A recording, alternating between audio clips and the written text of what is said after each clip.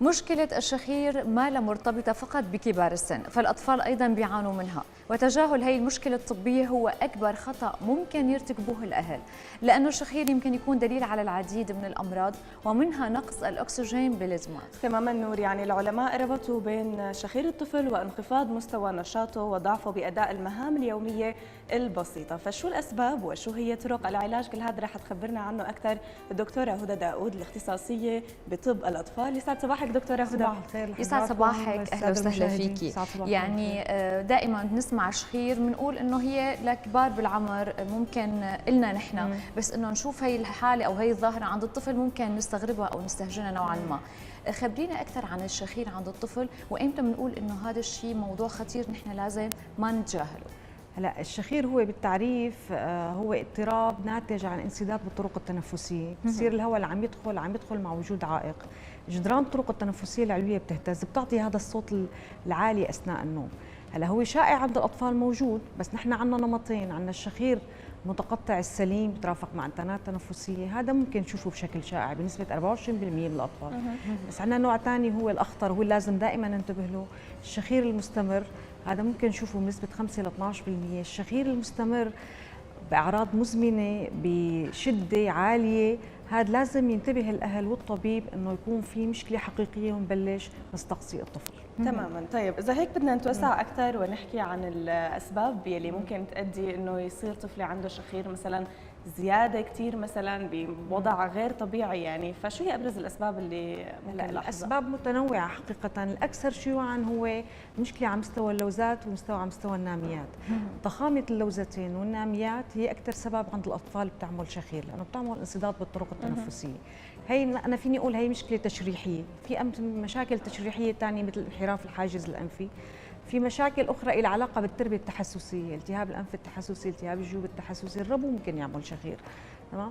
في اسباب ثانيه لها علاقه بالجينات، في تشوهات واضحه اثناء الولاده او في مشكله بتشكل منطقه منتصف الوجه ممكن كمان تعمل لي شخير. مرضى داون ترايزومي تبع الصبغه 21 كمان ممكن يتظاهروا عندي باعراض شخير. كمان هلا في مشكله كثير شائعه وكثير بحب نوه عليها، البداني.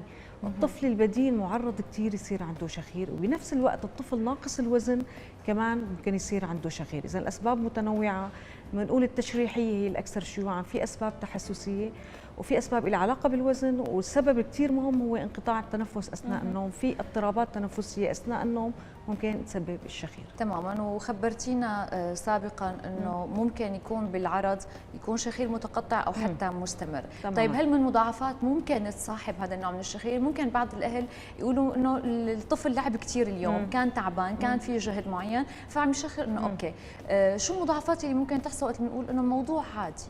هلا المضاعفات بالشخير المتقطع ما بيصير عندنا مضاعفات خطيره، ولا من يعني ما بيصير عندنا اعراض مرافقه اخرى بتوجهنا لانه في خطوره. بالشخير المستمر هون بتكون المشكله. المضاعفات بصراحه متعدده، اكثر شيء ممكن نشوفها بالليل وممكن نشوفها بالنهار. يعني الطفل اللي بيشخر بشكل شديد او بشكل مستمر ممكن يصير عنده نوبات من الرعب الليلي، نوم غير منتظم، قلق اثناء النوم، ممكن يبلل الفراش. هي مشاكل بترافق الشخير بسبب انسداد اثناء النوم. بالنهار كمان ممكن يصير عندي مشاكل خاصه لها علاقه بالراحه، الطفل دائما عنده شعور بالتعب، ممكن في الصبح عنده صداع، ممكن يصير عنده مشاكل بالاداء المدرسي. يعني الطفل اللي بيشخر بالليل بشكل مستمر مترافق مع انسداد طريق تنفسي، في نقص اكسجين، رح تاثر على الناحيه العصبيه، ناحيه الاداء المدرسي، الناحيه المعرفيه عند الطفل، ممكن تعمل لي اضطرابات سلوكيه، نوبات ضجر. هي كلها مشاكل بترافق الشخير الشديد، الشخير المستمر بيعمل لي انسداد ونقص اكسجين. اوكي، نحن بدنا نقول اكيد لكل حدا عم يتابعنا بانه اي حدا عنده اي سؤال اكيد بخصوص هذا الموضوع فيكم تتواصلوا معنا على الرقم اللي بلش يظهر على الشاشه. طيب دكتوره، نحن لاحظنا الطفل عنده شخير، في اهل كثير بنسمعها مثلا بيقول لك إيه امه وابوه واخواته والعائله كلياتنا بنشخر، فاكيد الولد يعني بده يجي عم بيشخر. في هيك شيء يعني وارد هذا المفهوم؟ لا اسباب الشخير عند الكبار غير اسباب الشخير عند الاطفال. دائما اي شخير يعني بظاهره واضحه يفضل دائما انه تصير طلب استشاره طبيب اطفال مشان يصير في فحص سريري. وطبيب الاطفال بالقصه السريريه بالفحص السريري بيتوجه انه هذا شخير متقطع سليم ما في مشاكل ثانيه، او لا هذا شخير شديد في مشاكل. وقت اللي بيسالوا الاهل عن مشاكل عصبيه بالنهار، عن اضطرابات سلوكيه، عن مشاكل بالليل، وجود هاي الاعراض هي بتقول لك انه لا انا قدام شخير يستدعي الاستقصاء ويستدعي تحديد السبب مشان المعالجه. تماما. بعد ما بيتم تحديد السبب من خلال الفحص السريري، حضرتك ذكرتي نقطه الناميات اللي ممكن تظهر او حتى اللوز، هون بنحاول نلجا لحتى نعمل كي للناميات او استئصال اللوز، ولا لا في معالجه ثانيه احنا ممكن نكون فيها قبل ما نوصل لهذا الاجراء؟ هلا باللوزات والناميات اللي بيعملوا انسداد بالطريق التنفسي ويثبت هذا الانسداد سواء بالفحص السريري الطبيب بيكون عنده وجهه انه في انسداد، او مثلا ممكن نعمل استقصاءات ثانيه صوره جانبيه البلعوم الانفي او تنظير البلعوم الانفي.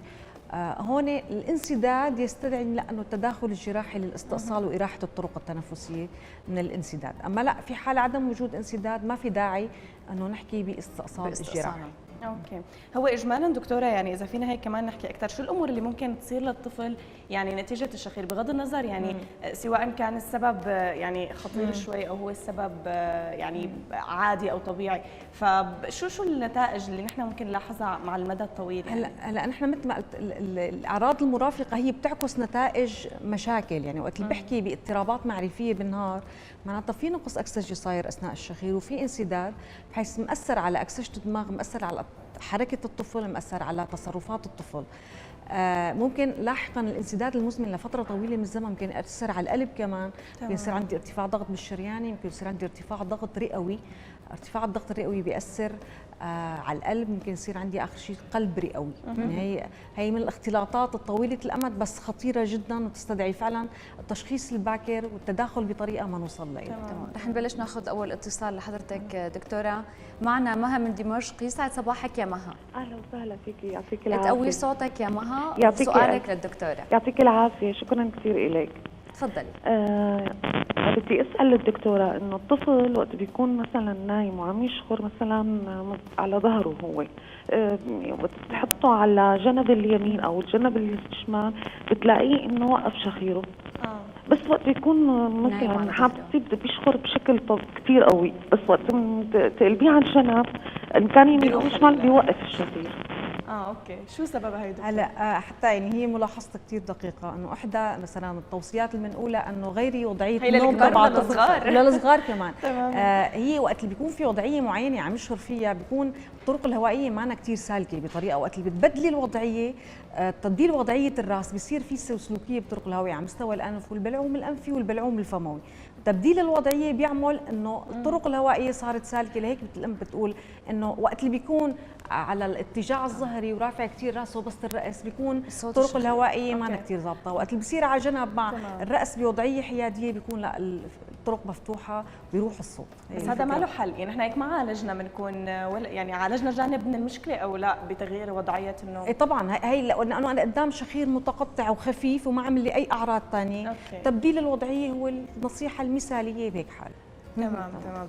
طيب يعني دكتوره يمكن خلينا هيك نتوسع اكثر بالحديث على موضوع العلاج، اذا فيك هيك تصنفي لنا الحالات اللي او الاسباب الاكثر يعني شيوعا وكل سبب كيف ممكن نحن نلاقي له طريقه علاج. هلا نحن الجوهر من الموضوع انه نقول العلاج حسب السبب. حكينا رقم واحد كان هي المشكله على مستوى ضخامه اللوزتين والناميات بطريقه ساده الطرق التنفسيه، هون بحكي انا بعلاج جراحي ازاله اللوزتين والناميات بيحرر لي الطرق الهوائيه. وقت اللي حكيت بانحراف الحاجز الانفي كمان تصحيح وضعيه الحاجز الانفي كمان بيحرر الطرق الهوائيه. هلا حكيت بالسبب الالرجائي، التهاب انف تحسسي، التهاب جيوب، هون المعالجه الموضعيه بواسطه البخاخات الستيرويديه اضداد الليكوترينات كمان بتلعب دور. هون بصير في معالجه نوعيه، بعطي بخاخات بغسل الانف بالماء والملح وبعطي بخاخات ستيرويديه، هون بصير بنقص الفعاليه الالتهابيه وبحرر الطرق الهوائيه، ما بقى بصير في احتقان ومفرزات بتسد الانف والبلعوم الانفي.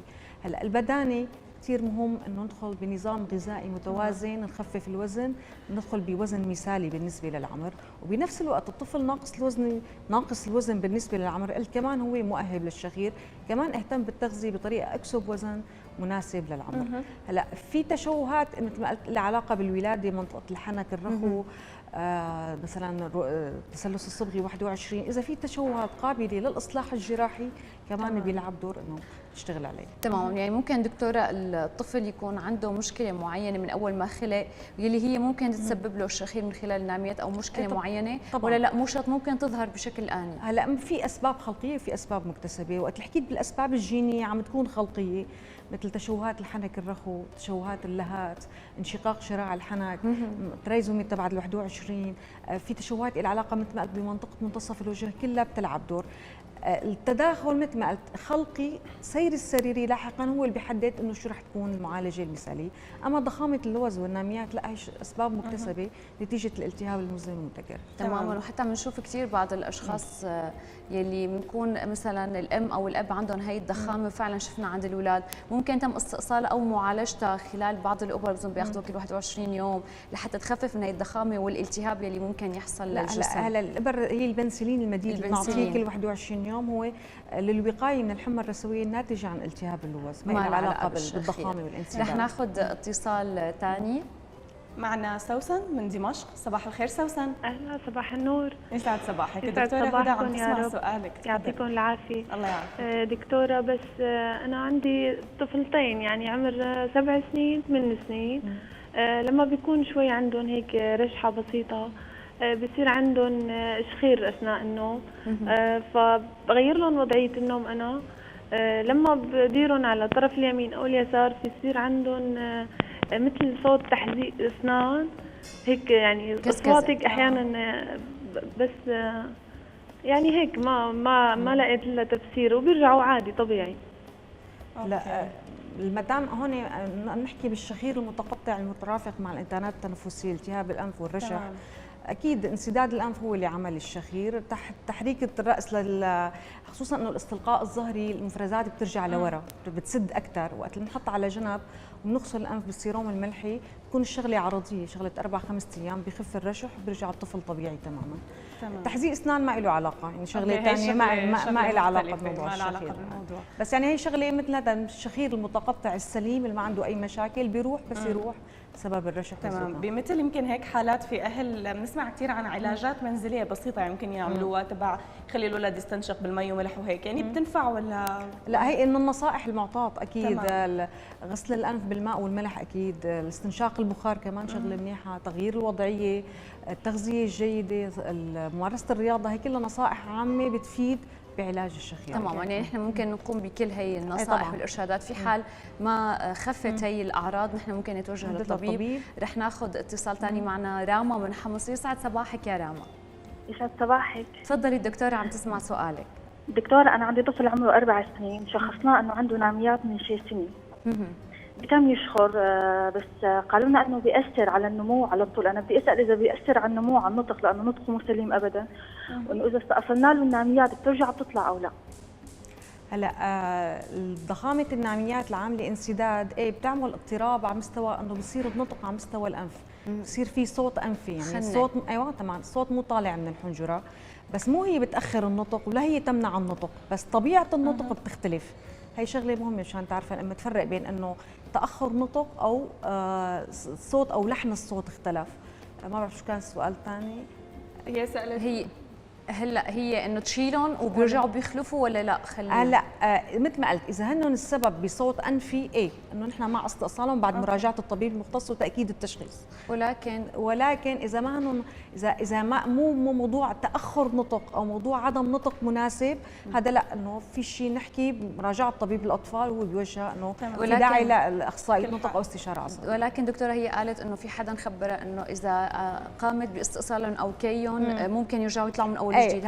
بصراحه هي الفكره موجوده، انه ممكن انه الناميات هي شيء نسيج غدي لمفاوي بيشتغل بآلية مناعيه، وقت بصير الاستئصال اذا ضل نسيج صغير او في نسيج مجهري ممكن الارتكاز للالتهاب، ممكن كمان نرجع نشوف انه نسيج الغدي رجع نما ثاني مره وممكن يظهر لي اعراض، بس هي شغله مو كثير شائعه.